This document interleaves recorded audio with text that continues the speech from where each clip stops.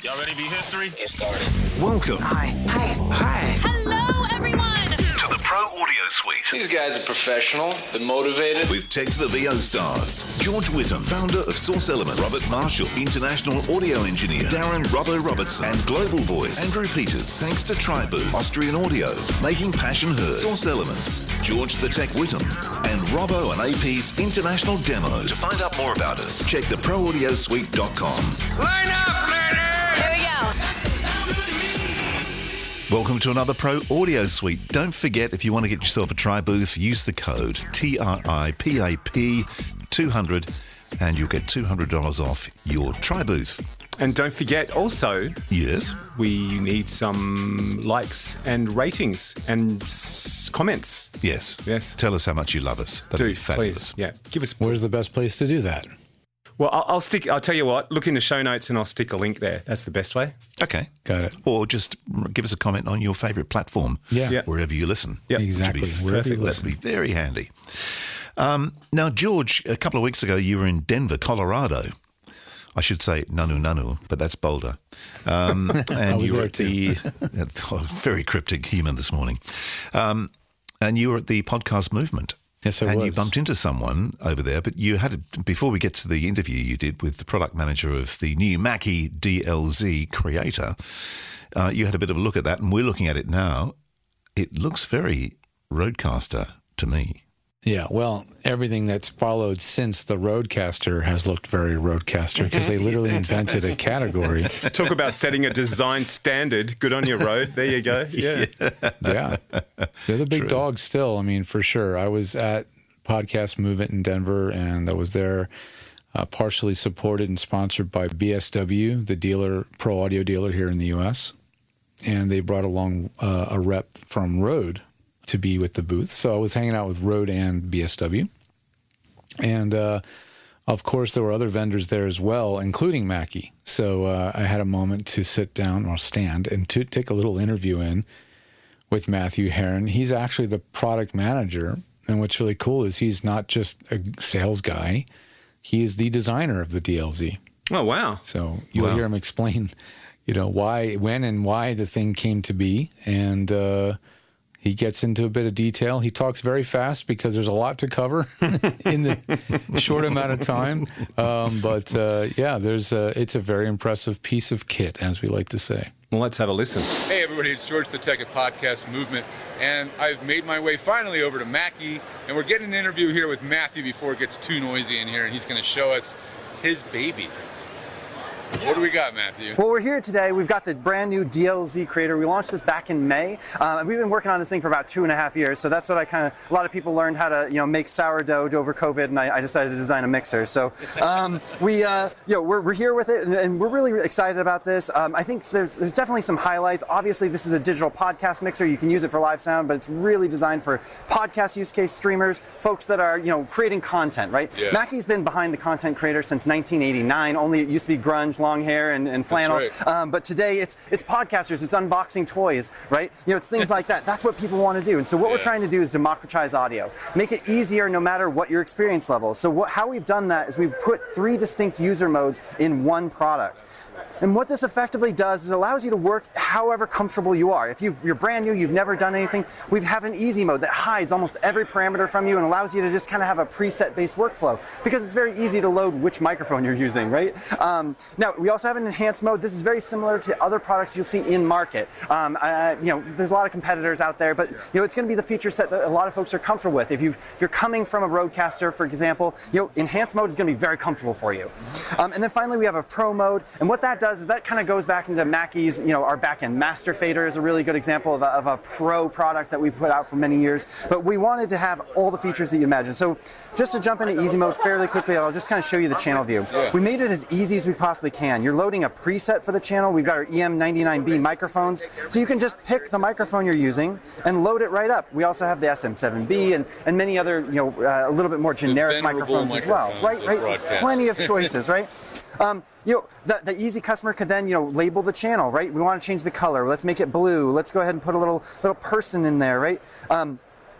We can do that. That changes the color. We can Scribble strip we used to. Yeah, there's a scribble strip as well, so we can label it as well. So we can call this one Joe, for example. This is Joe's mic. I'm doing it upside down, so I'm a little slower than I'd normally be, but it's Joe's mic, and it's a digital product. And I'll be quite honest, I've worked on analog consoles, and I love board tape. It's kind of a fun, like tactile thing. But I'll be honest, if you have a digital console, there's no reason you shouldn't be able to label it digitally, right? Put in the name, color, icon, that sort of thing, and that's really been true for Mackie since the DL products. Tell us about AutoMix, because that is something that really stands out. Yeah, let's do it. So if you are brand new, right, we can help you set up the channel very easily, but we also have AutoMix. And what this really does is allows you to do it's kind of based on Dugan style gain sharing, right? So each microphone, if there's no signal present, it doesn't get any gain. But if there is signal present, it gets all the gain. And what this does is this helps, it helps reduce feedback. So from other microphones, because they're not live, it helps reduce noise because those other microphones aren't live at that point in time, right? So really it just helps clean up the whole system. Another huge benefit is when people talk over one another. Now, you could ride the faders, and that's something that you can do, and a lot of people do. But if you don't want to do that, this is a really great feature. You can just have everybody set to medium, and you're all sharing gain. So if you talk over one another, it'll reduce the overall volume, and you can hear everybody, as opposed to everyone talking over one another. Yeah, for me, that's important because if I host a show and I'm the sound engineer. Yes. So riding the faders and being engaged in a conversation, you can't really do it well. So the AutoMix clears up cross-talk between channels. We use condensers. Yeah. So it really cleans up a mix when you have AutoMix set up. Yeah, it's great. really helpful. And we've actually gone one step further, and we actually added in these priorities. And what that does is it allows you to set priorities. So you're talking about being the host. As the host, you could set your priority to high, and what that will do is that will allow you to be the loudest no matter what. So if you're running a political podcast and you know that people might talk over one another or they might get a little argumentative, you can always set yourself to just one level higher, and what that will do is that way you can come in and go, hey guys, we got to take a commercial break, or what have you. You can kind of help control the conversation a little bit more easily. A little bit like ducking, sorta, but similar to way ducking. More yeah, control. but when you combine it with the AutoMix, it becomes very powerful. Right. Like I said, that's our easy mode, and one step further on the easy mode, which is kind of cool, is we have this setup assistant, and this will literally walk the customer through everything you need to do to get the mixer set up. It tells you to push up the channel faders. We know that if you've been in the audio industry for a long time, you have to push up the channel faders to get audio to pass through the mixer. That's not inherently obvious to a brand new user. Why do I have to push those up? Well, you need to, and so we tell the user to do that. We have them plug in their headphones. We then pipe audio to the headphones and allow you to turn up each headphone to whatever level feels most comfortable. Oh, that's awesome. And I'll be honest, I got my start in tech support, so we built tech support in. Headphone help, right? You were saying before, the reason this product is so good is because you came from support. So you understand where all the issues are, and you designed it right in. Right, so we put in a lot of places where people do have pain points. Yep. We hope to eliminate those pain points. Same thing with the microphones. We help you set up the microphones, tell you where to plug in the microphones. We go ahead and say, hey, here's your microphone 1. You can kind of select the microphone by picture also, so if you know what your microphone looks like, you can kind of get going. Also, we have automatic gain setting. So for each one of the microphones, you don't need to know how to set gain. You can press listen and set for me, and depending on how far you are from the microphone, how strong your voice is, how much gain your microphone really needs, we will go ahead and automatically set that on the back end. The mixer is smart enough to do that for you. Also, again, microphone help. Are you not hearing anything? Try some of these suggestions. That's great. They're going to learn a lot. I bet if they want to, they'll learn a lot about engineering from going through all that. Absolutely. Because they're going to be familiar with all the functions and the inputs, and they'll learn terminology and stuff. So yeah. It's awesome. Yeah, and then like I said, in Pro mode, we'll jump straight to Pro mode. And obviously in Pro mode, you're gonna, I'm gonna go ahead and turn off the setup assistant right now. But in Pro mode, it's the no holds barred, right? So we go into a channel view, you have full dynamic processing, you have access to 48 volt fan power, independent delay and reverb sends, pan control. Also, we hide pan from our beginning users because they're only gonna hurt themselves with it. Again, full EQ, full gate, full compressor, de-esser, all the stuff that you would expect in a full dynamic digital mixer like this, without any any limitations. Now, the other really cool thing about it, we took a lot of time to figure this out, but all of this is non-destructive. So what's really cool as a pro, if you have this product, if you have multiple users that have different experience levels, everyone can benefit from the same product. A pro can jump in, set up all the channels, get it all absolutely dialed in with all of the processing, switch it over into easy mode, hand it off to their brand new user, and that brand new user will get access to all of that cool processing, but it's been hidden from them. So they don't get lost, I love that. and it's completely non-destructive. I can tell somebody to get this.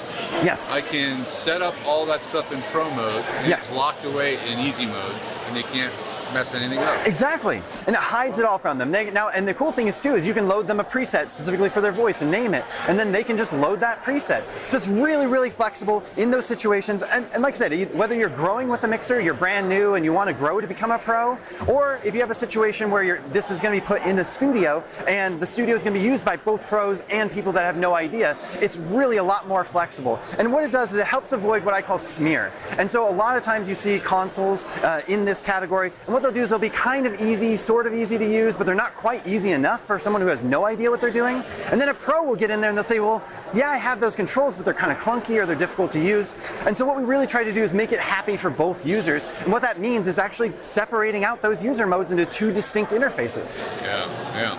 It's a beautiful product. I'm looking forward to banging on it a little bit and giving it some tests and trying it out in the real world. And congratulations on the launch. It's a beautiful product. Thanks so much. We'll talk again another time when we have less background noise. Maybe we can do a sort of a from-home Zoom session together and really talk a little deeper about product design. I think that'd be a lot of fun. I think that'd be great. All right. I really enjoy it. Thank you. So, without knowing too much about this thing, George, as we mentioned before the interview there, it is very much a Rodecaster, I won't say rip-off, but very much based on the Rodecaster model, right? Yeah, he was very clear that this was, something that he had seen, they had seen, the whole industry saw. And so it was time that Mackie throw their hat in the ring, and he spent the majority of the pandemic developing it. Yeah. So when it came out, it came out recently. I think it came out after the Rodecaster Pro 2, because it did just release like in the last couple of weeks. Yep. And so it feels even more like the Rodecaster Pro 2, as you could imagine. But, they still threw at it some of the Mackie kind of design ideology, which is, obviously the Rode is designed to be easy. Yep. But these guys took it to another level of being easy, I think. Well, the first thing that they really wanted to be friendly. Yeah. Well, the first thing that strikes me, and the first thing I said to you when we were talking about this before the show, is it's got a master fader, which is interesting in and of itself. I know, it does. Yeah. Right. So whereas Rode chose to condense the thing down a little bit smaller and lose things like a master fader, Mackie, I think, wouldn't dare lose that fader. And I should have asked him about it, but I didn't think to. But he didn't dare lose it because it's an audio mixer. In the world of Mackie, like, you always have a master fader. Yeah. Well, if you don't have one, you're going to create one anyway. You're going to dedicate one to being a master fader at somewhere along the way, surely. Probably, yeah. It's that is one of the things that Rode clearly chose to leave out because they felt like it's not needed for what people are using it for. But Mackie chose to leave in. But what Mackie did, which he explained really clearly, in the audio, was that it really is a tool that will suit total newbies and beginners to professionals. And the way they do it is by having 3 different types of user experiences: beginner or easy, sort of a medium or moderate, and then the full-on pro. Yep. We didn't look at the moderate version. He kind of gave me a good overview of the beginner version and the pro version. But the beginner version, it literally has a wizard, and it walks you through very much a step-by-step process of how to get your show set up on the mixer, even to the point of setting levels for you and all that stuff. So these are just different softwares in the same box, or are these completely different products, though? Like the beginner, the intermediate, and the professional? In the world of firmware, it's all software. Right. You just basically, whatever you want to show on that screen is what the experience is going to be, right? So they have the easy mode, and then it will, I think when you first power the unit on default, it's going to start in easy mode. Yep. So it has a very simplified interface. It doesn't get into notch filters and thresholds. It's very simplified. It has a ton of presets for different microphones. It will set the gain for each of your microphone sources, by listening to the source and then setting the gain for you. And then, it gets you started very easily. And then it also has a dedicated auto mix, which he talked about. It's the Dugan auto mix, which is a very much a trademark kind of patented system. But they're not using, in the branding and in the design, they're not infringing theoretically on any patents because, it's their own algorithm that they're doing. Yep. But they've created an auto mix method where you can prioritize on 3 different levels, each of the inputs, right? So if you want to be priority, you make yourself high, you can make your guests medium priority, and you could make like an audience mic or, I don't know, a sound effects channel or some other things be low. Huh. So it will keep things from stepping on each other and it'll keep your mix cleaner. And that is a function that the Rodecaster Pro 2 does not have, is the auto mix. So it doesn't mean they couldn't add it later because it is firmware. You can bet they will now. Yeah, absolutely, yes. Exactly. Well, I think what's going to be really interesting is watching what Rode adds to the Rodecaster Pro 2's firmware to be on more of a parity with what the Mackie is doing. It's inevitable, right? So it's going to be a very interesting thing to watch happen. But it was cool to talk to the real guy, the guy who worked on the design. And maybe one day we'll get him on the show. He said he would. I talked to him after. He said he would love to come on another interview and get more into the geeky nuts and bolts of the design. Yeah. Well, that'd be actually really interesting.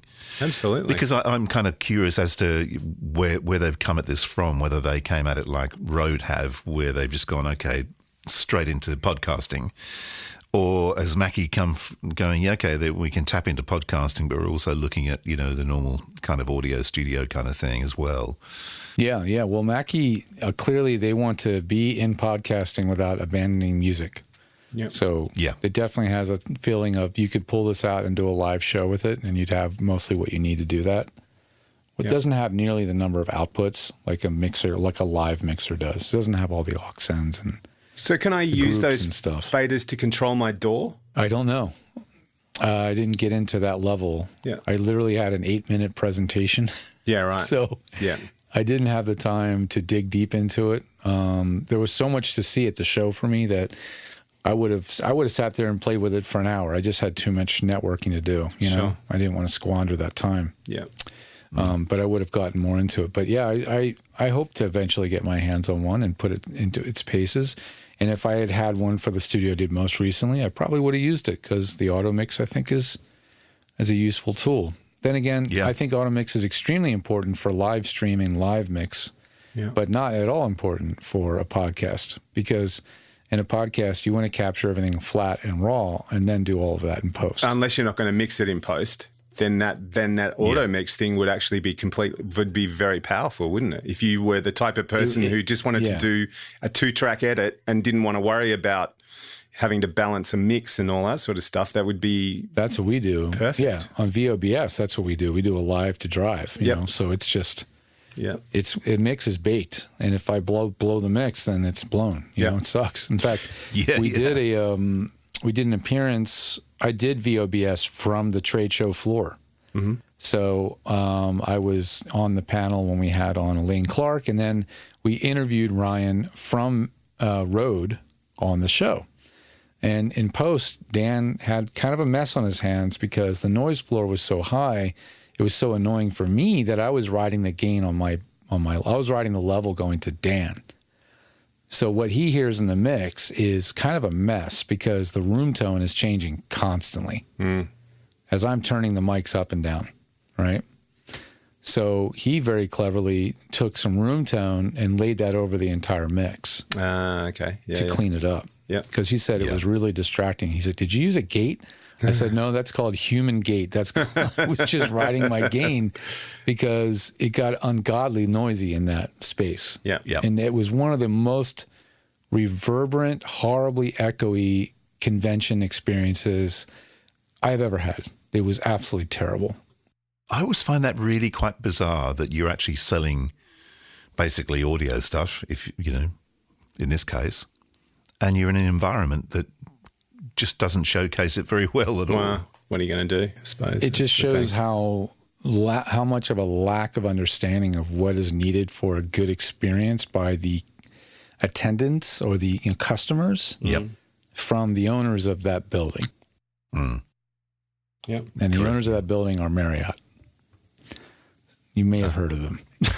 Yeah. Can I take you back a step? You said if you had have known about this, you would have put this in a build that you did recently. With the auto mix thing, would you use that if you were setting this up for someone in a home studio? Would you use that to manage their feed from the client /studio to sort of keep a decent mix in their headphones to keep them down lower if that's what they wanted, or up higher or whatever? Oh, you could. Yeah. It never would have occurred to me to use it in that way, but you certainly could set up a monitor mix for your headphones using the auto mix so that you don't get blown out of your cans. Your voice is kind of over top of whatever's coming back at you. That would be a lot of singers like to sing into a compressor, and sometimes you don't necessarily track it with that. Right. You just have it there. It's kind of like singing into some reverb. It's the same thing as that guy that likes to sit there with the volume knob. Yep, David. It's like he could just buy a compressor, and maybe not get carpal tunnel syndrome. One of these days I'll set that up for him. He still has that, that affliction muscle memory thing going. Yeah. But it's definitely a matter of changing the way you hear everything in the headphones and controlling the experience for the performer. And that would be a clever way to do it, actually. Yeah. Mackey's late to the game, but coming out with something pretty good. Yeah, good. Yeah, that's exactly what we're talking about. We waited and watched what Rode did, and then just like, all right, let's start from scratch, seeing the success of this thing, and go all the way through the end and see what we build. And that's what they did. It's like an $800 retail unit, so it's a little bit more expensive. It's sort of like the Rodecaster Pro 2, poquito más. Plus. Yeah. Let's see what the first thing Robert notices is when he looks at the picture. Let's see what the first thing he sees is. See if he picks jumping online to have a look at See it. if he picks up what I picked up. What's it called? The DLZ Creator. Tell me what the first thing is that pops in your head when you just look at it. There's something on there that made me go, is that a blah? And I'm only saying Z because I know it's American.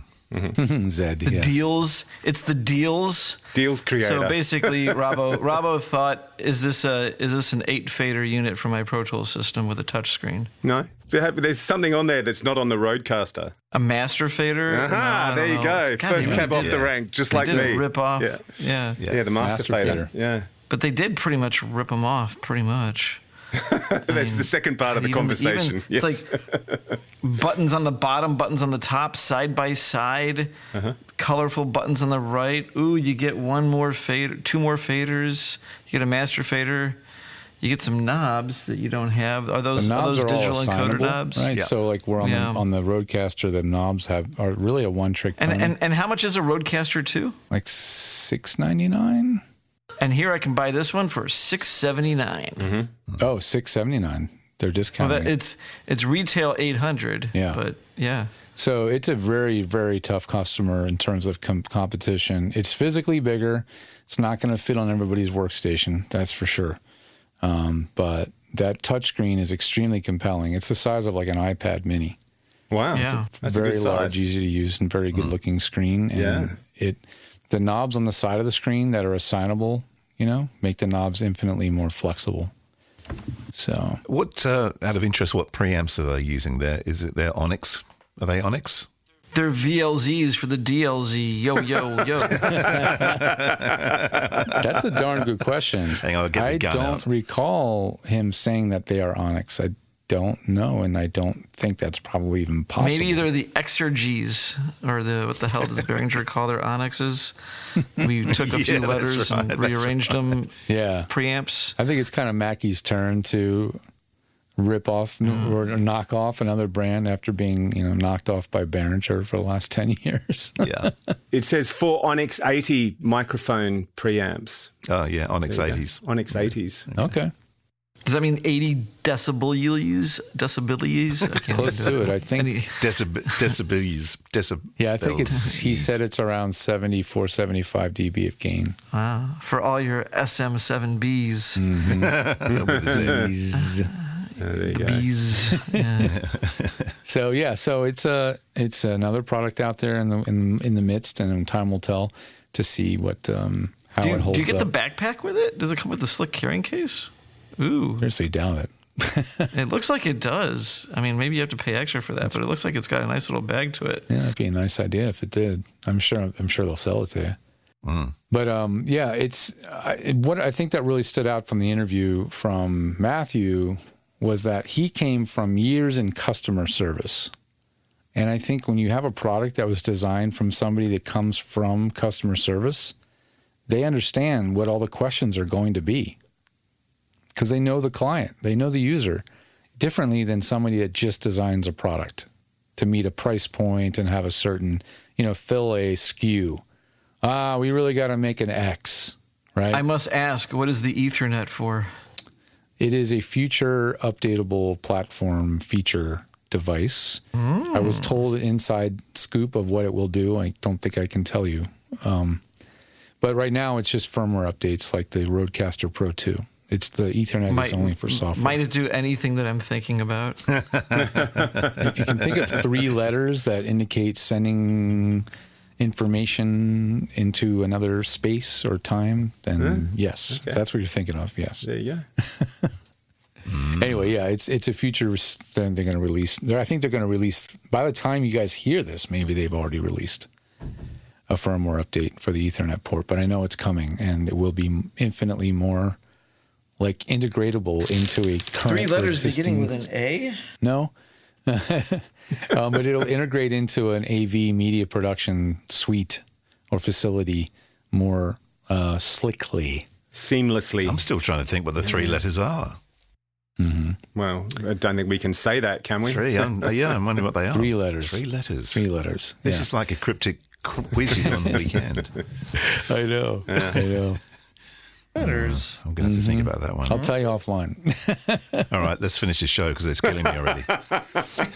Let's go.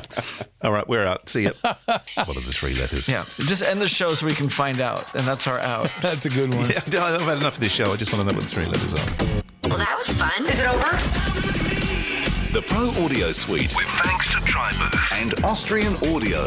Recorded using Source Connect. Edited by Andrew Peters and mixed by Robbo. Got your own audio issues? Just ask Robbo.com. With tech support from George the Tech Wittam. Don't forget to subscribe to the show and join in the conversation on our Facebook group. To leave a comment, suggest a topic, or just say g'day, drop us a note at our website, proaudiosuite.com.